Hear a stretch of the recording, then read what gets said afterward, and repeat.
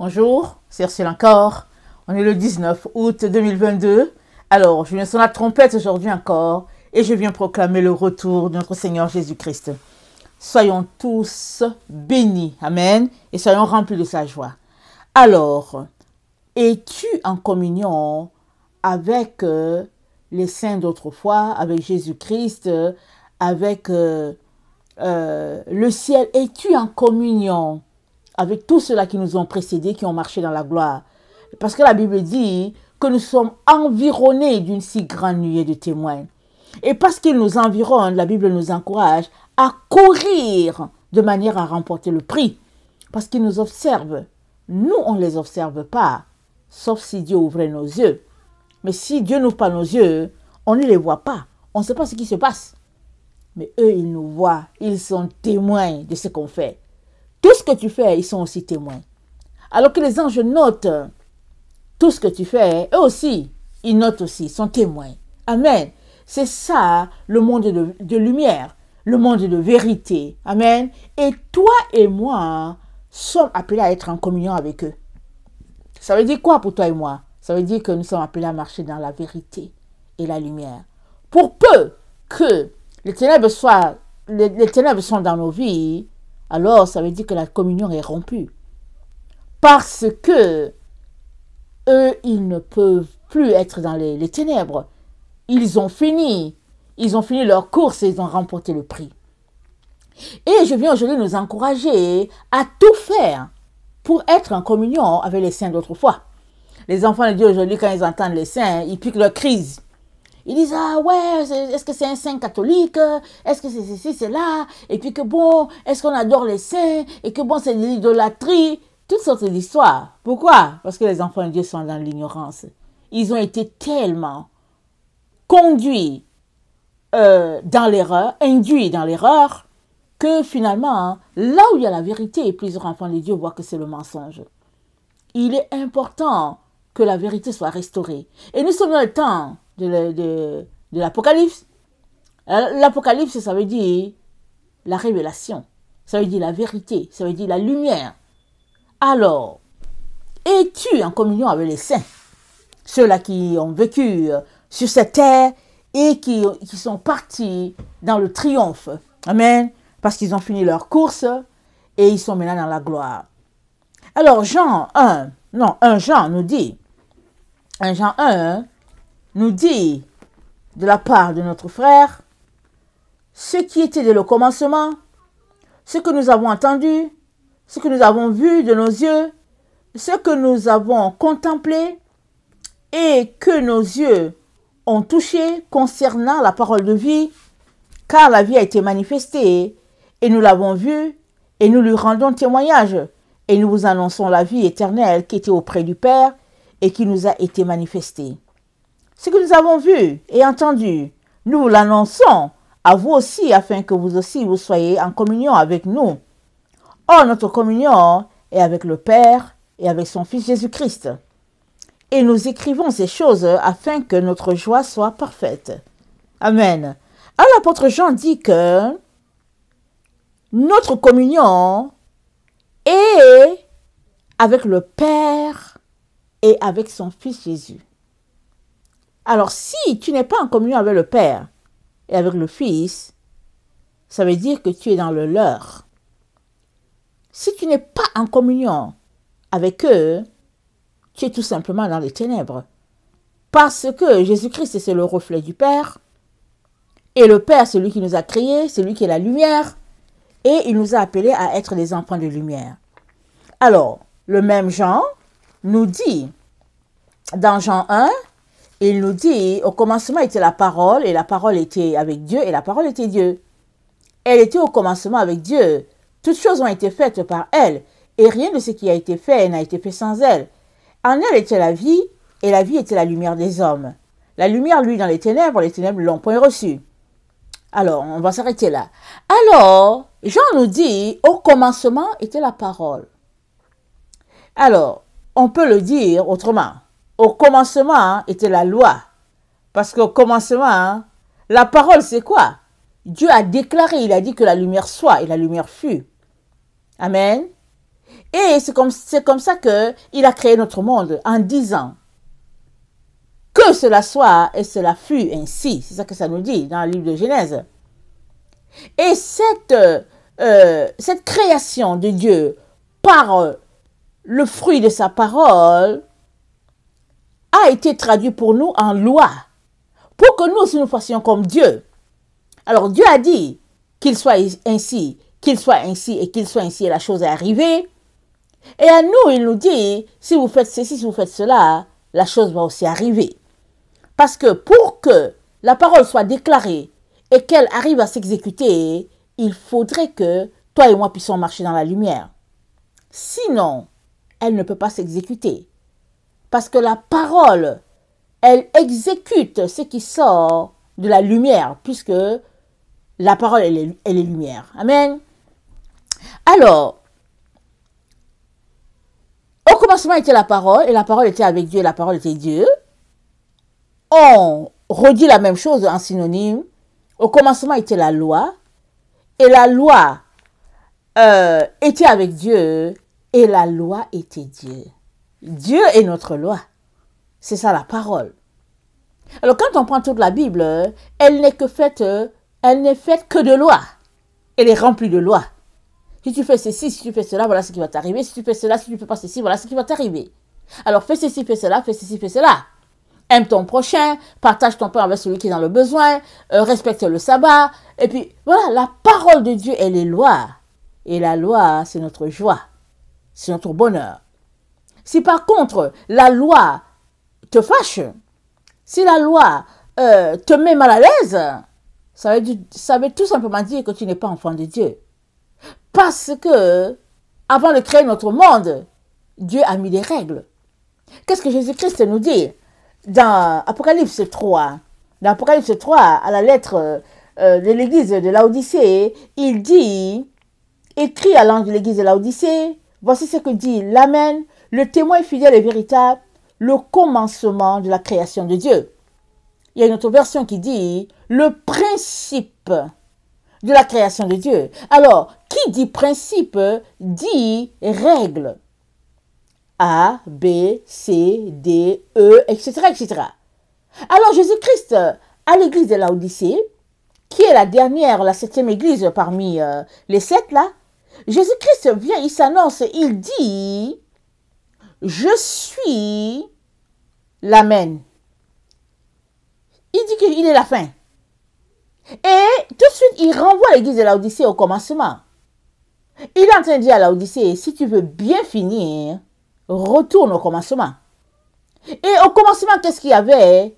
Il y avait les préceptes et la loi du Père. Amen. C'est ça qu'il est en train de nous dire. Il suffit d'aller creuser. Quand on décide de creuser, et puis d'analyser les paroles de Jésus-Christ, on finit par saisir qu'il est en train de nous dire, mes enfants, si vous voulez bien finir, il est important de marcher selon mes principes. Et les principes de notre Seigneur Jésus-Christ, on les voit à la création, à l'œil nu.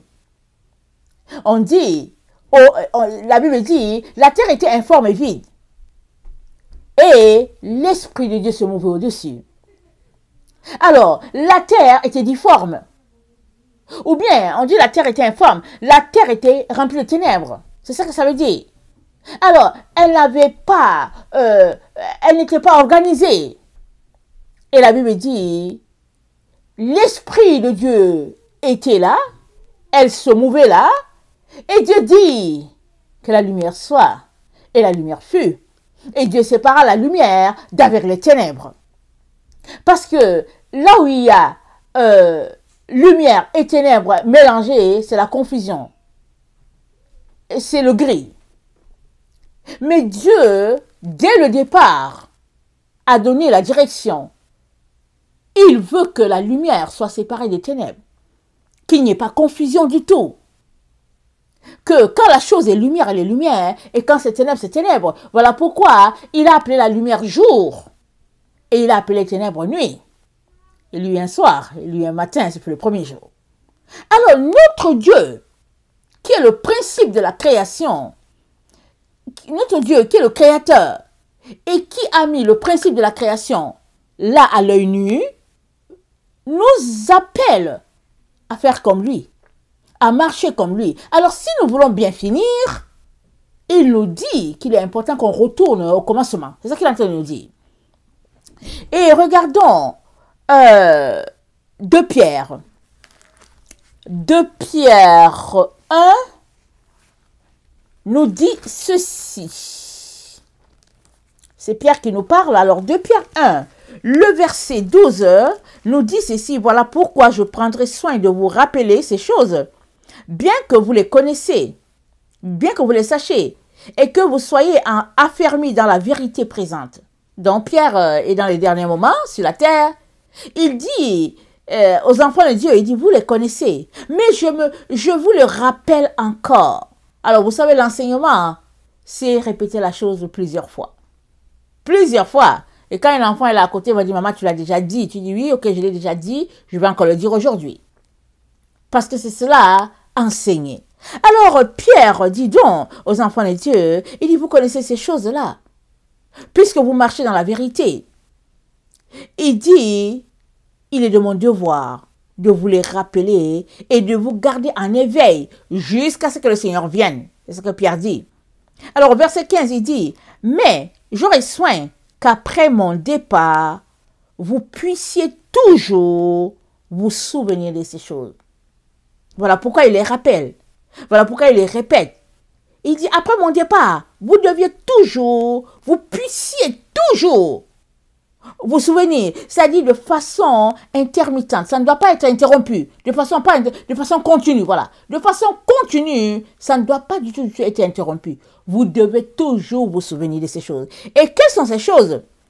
Ces choses, c'est que la parole de Dieu, ou bien le monde n'a pas été créé par des fables. Le monde a été créé par la vérité de Dieu. Et la vérité, elle est sortie de Dieu lui-même. La parole qui est sortie de lui. Alors il dit, nous vous avons fait connaître la puissance et l'avènement de notre Seigneur Jésus-Christ, pas par des fables. Il dit, mais nous vous avons partagé ce que nos propres yeux ont vu, c'est ça que Pierre dit. Car il a reçu de Dieu le Père, c'est-à-dire Jésus-Christ. Jésus-Christ a reçu de Dieu le Père, honneur, gloire. Et quant à la honneur, gloire, et Pierre était là quand il y a eu la transfiguration et il a entendu, celui-ci est mon fils bien-aimé, en qui j'ai mis toute mon affection. Pierre l'a entendu. Alors il dit, nous avons entendu cette parole-là du ciel lorsque nous étions avec lui sur la montagne. Et il dit, la parole prophétique à laquelle, il dit, je vous rappelle cette parole prophétique à laquelle vous faites bien de prêter attention. Comme à une lampe qui brille dans un lieu obscur. Alors, la parole prophétique, c'était quoi? Dieu leur a dit, celui-ci, c'est mon fils bien-aimé, en qui j'ai mis toute mon affection. Pierre est en train de nous dire qu'on doit se rappeler que Jésus-Christ, c'est le fils bien-aimé de Dieu, en qui Dieu a mis toute son affection. Alors, si Dieu a mis toute son affection en Jésus, cela veut dire que nous sommes appelés à prêter attention à ce que Jésus-Christ est en train de nous dire.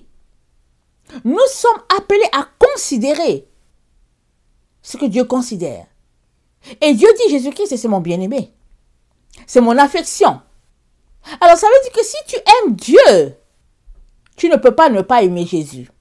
Si tu aimes Dieu, tu es aussi appelé à aimer Jésus-Christ. Alors, Pierre nous dit, je vous le rappelle.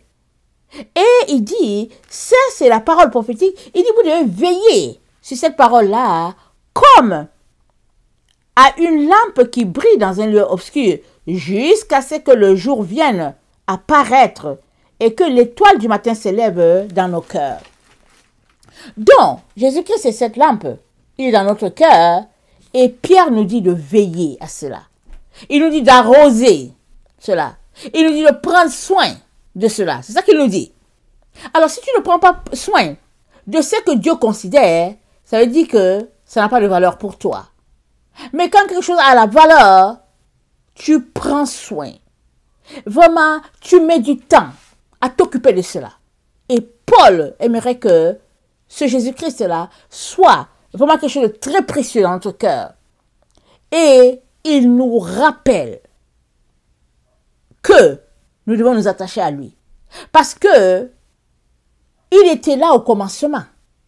Quand l'histoire de Jésus-Christ a commencé, Pierre était là.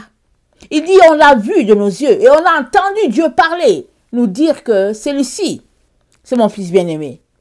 Alors il dit, car ce n'est pas par la volonté de l'homme qu'une prophétie a jamais été apportée, mais c'est poussé par le Saint-Esprit que les hommes ont parlé de la part de Dieu. Alors, il dit, l'écriture n'est pas juste un objet d'interprétation quelconque. Ce qui est là, c'est ça la vérité. Et il est important que toi et moi puissions considérer ce que Dieu considère. Et qu'est-ce que Dieu considère? Dieu considère que nous devons demeurer en communion avec lui, qui est notre Père, avec notre Seigneur Jésus-Christ, comme ceux-là qui nous ont précédés. Les prophètes, les apôtres, les autres chrétiens, ils sont demeurés en communion avec le Père et nous sommes appelés à être en communion aussi avec eux. Alors c'est cela, une famille. Quand on va se retrouver, rien ne sera surprenant ou bien on ne sera pas surpris puisque on a appris les mêmes choses, on a communiqué avec eux d'une manière ou d'une autre, même si on ne les voyait pas, on était dans le même esprit, dans le même moule et dans la même dynamique, afin que la gloire de Dieu puisse se répandre sur cette terre. Alors, la question, elle est celle-ci. Es-tu en communion avec le Père, avec le Fils et avec tous les saints qui nous ont précédés? C'est très important. Parce que quand on va se retrouver à la maison du Père, on sera une famille, un père, une mère et des enfants. À la gloire de Dieu, c'est ça. On sera là. Alors, tu ne peux pas dire que tu fais partie de cette famille-là si, étant sur la terre, tu as marché pour ta propre gloire et non pour la gloire de Dieu. Alors, dans Jérémie 6, le verset 16, on connaît bien ce texte-là parce que ces derniers temps, on l'a beaucoup lu, on en a beaucoup parlé. Donc, Jérémie 6, le verset 16, nous rappelle ce que Dieu nous rappelle, ok? Jérémie 6, le verset 16, ça nous dit ceci. C'est Dieu le Père qui nous dit, il dit,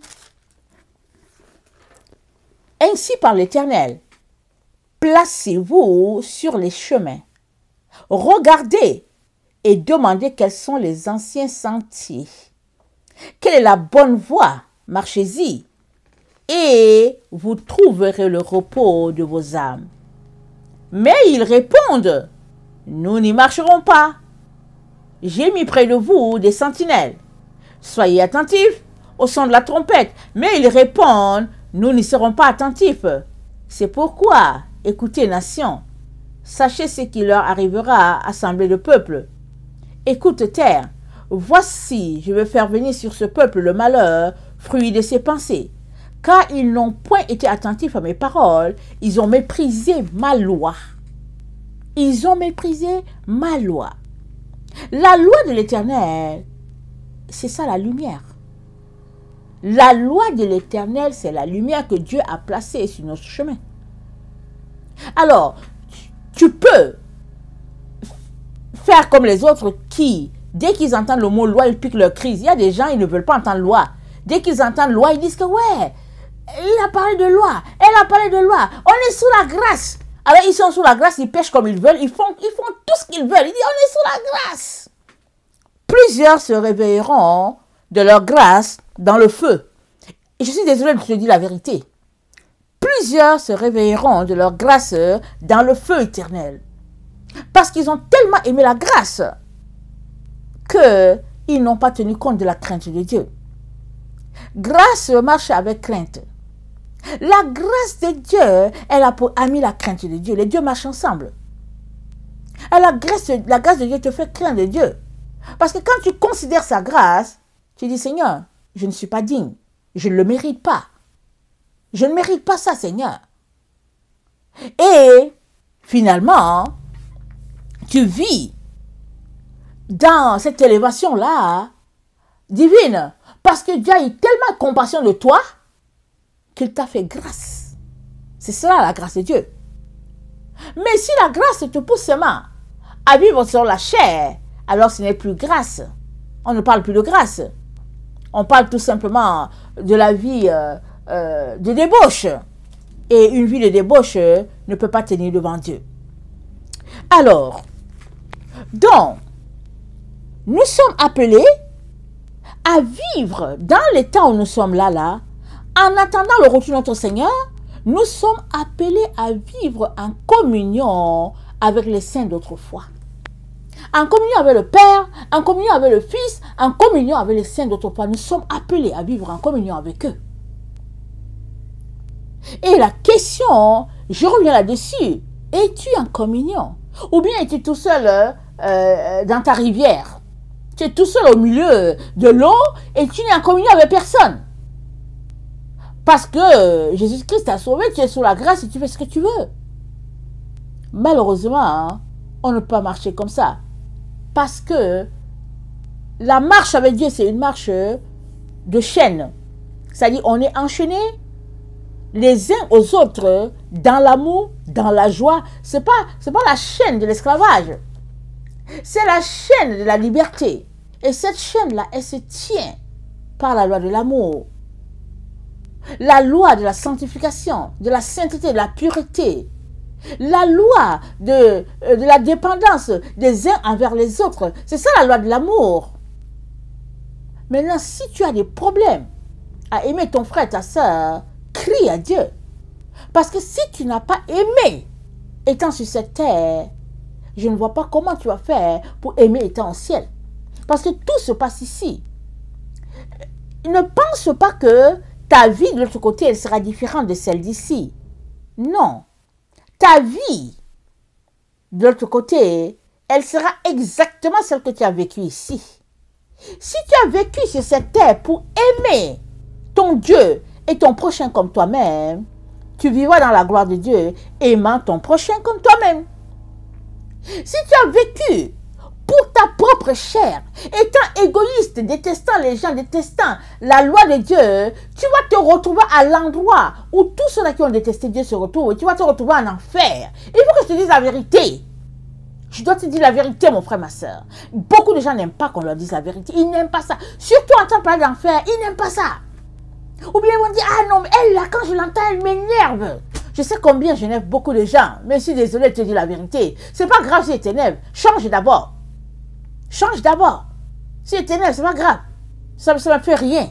Je suis là pour te dire la vérité. Parce que Dieu m'a appelé à prêcher la vérité. Et c'est tout. Alors, si tu veux changer, il est temps que tu le changes le plus. Il est temps que tu changes. Et très rapidement. Parce que Jésus-Christ, il est à la porte. Il est à ta véranda. Il est là devant. On va rentrer bientôt à la maison. Le monde est sur le point de s'écrouler. Ça convulse déjà. Le poids du péché est tellement lourd que la terre n'arrive plus à le supporter. Et il y aura destruction. Parce que Dieu est prêt à ce que le nouveau monde soit révélé. Mais toi, où es-tu? Es-tu toujours en train de croire aux histoires farfelues, aux mensonges des uns et des autres, des médias et tout ça? Où es-tu? Où es-tu? Je t'invite à te ressaisir. Je t'invite à crier à Dieu. Je t'invite à te remettre en question afin qu'un temps de rafraîchissement te soit accordé. Parce que Dieu dit quoi? Il dit qu'il ne dédaigne pas le cœur brisé et contrit. Il ne dédaigne pas les personnes qui savent s'humilier pour dire, Père, j'ai péché. Il ne dédaigne pas. Mais si tu viens avec tes gros sabots, en disant que tu connais, en disant ceci, en disant cela, alors, ton orgueil sera le mur qui va te séparer d'avec Dieu. Parce que Dieu, il se tourne vers les cœurs humbles, les cœurs brisés, les cœurs contrits, les cœurs qui ne comprennent pas mais qui cherchent, qui veulent savoir où se trouve la vérité. Dieu est vers eux. Mais tous ceux-là qui connaissent et à qui on ne peut pas enseigner quelque chose, tous ceux-là, ils se retrouveront tout simplement à l'endroit où on ne peut enseigner personne. Ou bien ils se retrouveront dans l'endroit où ils ont leurs enseignements, leur type d'enseignement. Ou quand tu t'arrêtes, tu te dis, mais ça ne cadre pas avec la personne de Jésus. Alors, dans Ésaïe 9, notre Seigneur nous dit ceci. Ésaïe 9.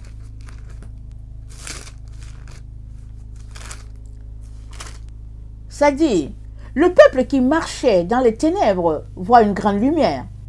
Sur ceux qui habitaient le pays de l'ombre de la mort, une lumière resplendit. Tu rends le peuple nombreux, tu lui accordes de grandes joies. Il se réjouit devant toi comme on se réjouit à la moisson. Comme on se réjouit à la moisson. Ce passage parle de nous, de notre temps. On est dans le temps de la moisson. C'est la moisson de la terre. C'est le temps où Dieu est en train de séparer les bons grains des mauvais. C'est le temps où l'ange a reçu l'ordre de jeter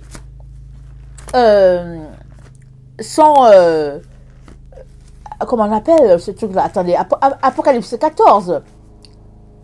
L'ange a reçu l'ordre, je vais le lire. C'est dit, attendez,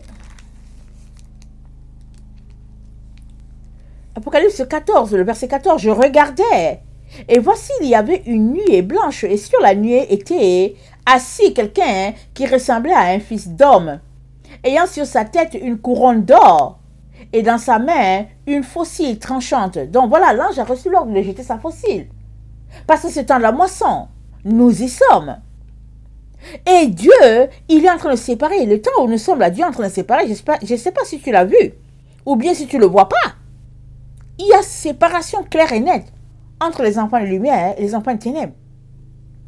Et le verset 16 nous dit, le verset 15, et un autre ange sortit du temple, criant d'une voix forte à celui qui était assis sur la nuée. Lance ta faucille et moissonne, car l'heure de moissonner est venue, car la moisson de la terre est prête, la moisson de la terre est mûre. Et celui qui était assis sur la nuée jeta sa faucille sur la terre, et la terre fut moissonnée. Un autre ange sortit du temple, qui est dans le ciel, ayant lui aussi une faucille tranchante. Et un autre ange qui avait autorité sur le feu sortit de l'autel et s'adressa d'une voix forte à celui qui avait la faucille tranchante, disant, lance ta faucille tranchante et vendange les grappes de la vigne de la terre, car les raisins de la terre sont mûrs. Et l'ange jeta sa faucille sur la terre, et il vendangea la vigne de la terre, et jeta la vendange dans la grange cuve de la colère de Dieu. Et la cuve fut foulée hors de la ville, et du sang sortit de la cuve jusqu'aux morts des chevaux, sur une distance de 1600 stades. Voilà, on est dans le temps de la moisson. Et Ésaïe 9 nous dit, le peuple qui marchait dans les ténèbres voit une grande lumière. Et sur ceux qui habitaient le pays de l'ombre de la mort, une lumière resplendit. Mais c'est quoi la lumière qui resplendit? C'est la loi de l'Éternel. Amen. C'est la loi de l'Éternel telle qu'il l'a appris aux anciens. C'est quoi la lumière qui resplendit? C'est cette loi de l'Éternel-là, pratiquée par Enoch, pratiquée par Moïse, pratiquée par les prophètes, les apôtres, et ce sont les 14 communions que Dieu nous enseigne ces derniers temps de pratiquer. Les 7 anges de la mer terrestre, les 7 anges du Père Céleste, Dieu nous appelle à retourner à ce qu'il a enseigné dès le départ. Alors si nous connaissons l'histoire d'Enoch, Enoch a été enseigné par les anges. Et la Bible nous dit que Enoch plut tellement à Dieu, il ne fut plus parce que Dieu le prie. Tellement il était d'une agréable odeur à Dieu. Mais qu'est-ce qu'il faisait? Il pratiquait les lois de Dieu qui étaient lumière sur son chemin, lumière dans sa vie. Alors pour nous qui marchons dans l'ombre de la mort, C'est ce que nous sommes, notre génération. C'est ce que nous sommes. Alors nous marchons dans les ténèbres, une lumière resplendit. Et c'est quoi cette lumière? La loi de l'Éternel, telle que Dieu l'a enseignée. Et nous sommes dans le temps où ce qui a été, c'est ce qui est et c'est ce qui sera. On ne peut pas changer les choses. On est devenu une génération, on a, comment on appelle ça, l'évangile de prospérité, on a l'évangile où on s'habille comme on veut, on fait tout ce qu'on veut, on dit alléluia ici sous la grâce. Mais malheureusement, on est dans l'apostasie. Nous, on appelle ça grâce. La Bible dit c'est l'apostasie. Ça dit qu'on est une génération carrément qui marche à l'envers. C'est incroyable. C'est incroyable comment on est dans le péché, dans le leurre, on est égaré et on dit que ce sont les autres qui sont égarés. C'est incroyable. Alors la lumière resplendit pour que toi et moi, nous ayons une vie conforme à ce que Dieu le Père nous a enseigné par les apôtres, par les prophètes, ce que Jésus-Christ est venu restaurer, sa doctrine. Nous ne pouvons pas marcher autrement. Amen. On ne peut pas marcher autrement. Si nous aimons Jésus, alors c'est le temps de le prouver en mettant en pratique ce qu'il attend de nous. Alors, je continue mon texte de Ésaïe 9. Alors, comme on pousse des cris d'allégresse au partage du butin, ça c'est à la moisson, car le joug qui pesait sur lui, le bâton qui frappait son dos, la verge de celui qui l'opprimait, tu les brises comme à la journée de Madian. Car toute chaussure qu'on porte dans la mêlée et tout vêtement guerrier roulé dans le sang seront livrés aux flammes pour être dévorés par le feu. Car un enfant nous est né, un fils nous est donné, et la domination reposera sur son épaule. On l'appellera admirable, conseiller, Dieu puissant, Père éternel, prince de la paix. Donné à l'empire de l'accroissement et une paix sans fin au trône de David et à son royaume. L'affermir et le soutenir par le droit et par la justice dès maintenant et à toujours. Voilà ce que fera le zèle de l'Éternel des armées. Donner de l'accroissement au trône de David. Et Dieu dit quoi? Il dit il ne manquera pas les descendants sur le trône de David dans les derniers temps. Et nous sommes dans ce temps-là où Dieu est en train d'accomplir sa parole. Ou, sur le trône de David, il va placer encore son serviteur qui, sur 1000 ans, va exercer sur le trône de David. Évidemment, il ne s'agit pas de Jésus, n'est-ce pas? Jésus-Christ a été glorifié, il est à la droite du Père, il siège. Mais Dieu prendra notre descendant et David, et il mettra sur son trône. Pendant 1000 ans, il sera roi sur cette terre. Parce que Dieu a toujours voulu que David puisse régner, mais les hommes n'ont jamais voulu. Alors, il y a eu toutes sortes de théories, toutes sortes de manigances, toutes sortes de traîtrises, toute situation afin que ce que Dieu veut ne puisse pas arriver. Mais Dieu n'a pas changé. Il n'a pas changé. Il est le même hier, aujourd'hui et toujours. Voilà pourquoi sa loi ne peut pas commencer dans notre temps. Sa loi a été érigée depuis le commencement. Les autres l'ont pratiqué, les autres saints l'ont pratiqué. Il s'attend à ce que nous aussi nous puissions le pratiquer. Alors, il est très important qu'on sorte du leurre, qu'on sorte des mensonges transformés en vérité. Il est important qu'on sorte de toute situation qui fait du bien à notre chair. Je vais te dire une chose. Si tu veux savoir si Dieu est là ou pas, vérifie ta chair. Quand tu es content d'une situation, Dieu n'est pas là. Quand tu es content, tu es dans une situation critique et tu pries, et puis subitement, alors tu entends une voix qui te dit, oui, va dans cette voie-là, va de ce côté, tu es content. C'est parce que Dieu n'est pas là. Dieu n'est pas de ce côté. Parce que chaque fois que Dieu veut quelque chose, ça va en opposition avec notre chair. On est là, on se dit, oh non, Seigneur, oh non. Beaucoup de combats. Mais Dieu nous appelle à nous accrocher à la vérité. La Bible dit que les ténèbres couvrent la terre. Mais sur Israël, la gloire de Dieu s'élève. Ésaïe 60. La gloire de Dieu, c'est quoi? C'est la lumière de Dieu. Mais pourquoi la lumière de Dieu s'élève-t-elle sur Israël? Parce que Israël pratique la loi de l'Éternel. Elle pratique les préceptes de l'Éternel. Elle étudie ses voies. Et Dieu nous demande de retourner à ce qu'il a enseigné à Israël. Et la Bible nous dit, dans le livre de sagesse, on ne l'a pas dans nos Bibles, tu peux l'avoir dans la Bible Parole Vivante et puis dans la Bible de Tob. La Bible dit, la sagesse est venue sur la terre. Elle n'a pas trouvé la place où reposer, où reposer ses pieds. Et elle allait s'établir en Sion. C'est là qu'elle allait s'établir. Pourquoi en Sion? Sion, c'est la cité de David. C'est là que la sagesse a trouvé sa place. Et Dieu l'a mise là. Afin qu'à partir de Sion, elle puisse régner sur quiconque aimerait d'elle comme amie. Parce que quand je dis régner, ça veut dire diriger, conduire. Ça veut dire remplir la lumière divine. Ça veut dire te couvrir de gloire, te couvrir de lumière. Voilà à quoi Dieu nous appelle tous. Marcher selon la sagesse. Et la sagesse a été établie en Sion.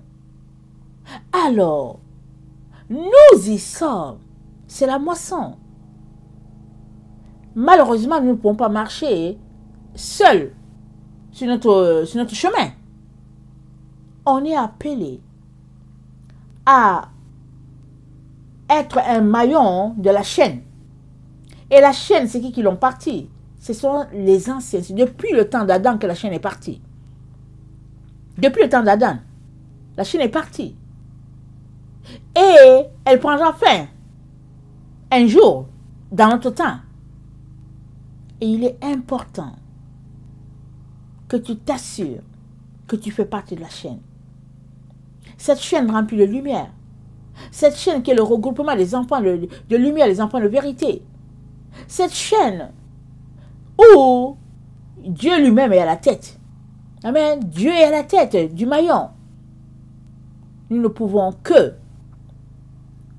suivre ses préceptes parce que c'est ce qu'il attend de nous. Amen. Il est très très important, hein, mon frère, ma soeur, que nous puissions nous examiner et tout faire pour être en communion avec ceux qui nous ont précédés. Dans Jean 6, c'est l'histoire de Jésus-Christ avec la foule, quand il a multiplié les pains et puis le poisson, tout le monde était content et ils sont mis encore à chercher Jésus-Christ parce qu'ils voulaient encore manger. Jésus-Christ leur a dit, en vérité, vous me cherchez parce que je vous ai donné à manger. Il dit, vous me cherchez pour la nourriture qui périt, mais cherchez-moi pour la vraie nourriture. Et toujours dans le souci de manger encore, ou bien d'expérimenter ce que leurs parents ont expérimenté, la manne, ils disent, mais quel miracle tu fais pour nous? Alors Jésus-Christ leur dit, attendez, au verset 31, ils disent à Jésus, nos pères ont mangé la manne dans le désert. Selon ce qui est écrit, il leur donna du pain du ciel. Et ils mangèrent. Et Jésus leur dit, en vérité, et je vous le dis, Moïse ne vous a pas donné le pain du ciel, mais mon Père vous donne le vrai pain du ciel. Car le pain de Dieu, c'est celui qui descend du ciel et qui donne la vie au monde. Et ils lui dirent, Seigneur, donne-nous toujours ce pain. Jésus leur dit, je suis le pain de vie. Celui qui vient à moi n'aura jamais faim. Celui qui croit en moi n'aura jamais soif. Mais je vous l'ai dit, vous m'avez vu et vous ne me croyez point. Tout ce que le Père me donne viendra en moi. Et je ne mettrai pas dehors celui qui vient à moi. Car je suis descendu du ciel pour faire non ma volonté, mais la volonté de celui qui m'a envoyé. Or, la volonté de celui qui m'a envoyé, c'est que je ne perde rien de ce qu'il m'a donné, mais que je le ressuscite au dernier jour. La volonté de mon Père, c'est que quiconque voit le Fils et croit en lui ait la vie éternelle, et je le ressusciterai au dernier jour. Alors, Jésus-Christ dit, c'est lui le pain. Et il va nous ressusciter au dernier jour s'il arrive qu'on meurt, nous les gens de la dernière génération. Voilà pourquoi il nous encourage à connaître nos communions avec les 14 anges, à les pratiquer. assortis des différents mensonges dans lesquels ils nous ont éduqués. Parce que les 14 communions et avec les prières que le Père a mis à notre disposition, c'est cela, le cœur de la doctrine de Christ. C'est la communion, c'est l'amour, c'est le lien qui tient les enfants de Dieu ensemble. Tu ne peux donc pas te dissocier et puis dire que bon, c'est pas grave, nous on est au XXIe siècle, on a dépassé ce stade-là et puis etc., etc. Non, tu ne peux pas vivre comme ça. Tu es appelé à être en communion avec le Père, avec le Fils, avec les saints d'autrefois. Je viens vivement t'encourager. Je viens vivement t'encourager. Parce que Jésus-Christ nous a encouragés. Il a dit que les commandements se résument en deux. Aimer Dieu de tout son cœur, de toute sa pensée, de toute sa force. Et aimer son prochain comme soi-même. C'est ça la communion. Alors, je ne sais pas où tu en es, mais je prie que tu choisisses de changer la donne si tu es quelqu'un de sélectif dans ton amour pour les gens. Si tu es quelqu'un qui ne fait pas assez pour être en relation, en communion avec Dieu le Père, avec tes frères et sœurs en Christ, avec les saints d'autrefois. Si tu es ce type de personne, alors je t'encourage, je te presse de changer ce qui a changé, afin que tu ne puisses pas regretter un jour en disant « Mais pourquoi je ne l'ai pas fait? Pourquoi je n'écoutais pas quand Dieu me parlait ?» Amen. Que le Seigneur bénisse sa parole. Nous vous aime beaucoup et Dieu davantage. Maranatha, Jésus revient. Amen et Amen.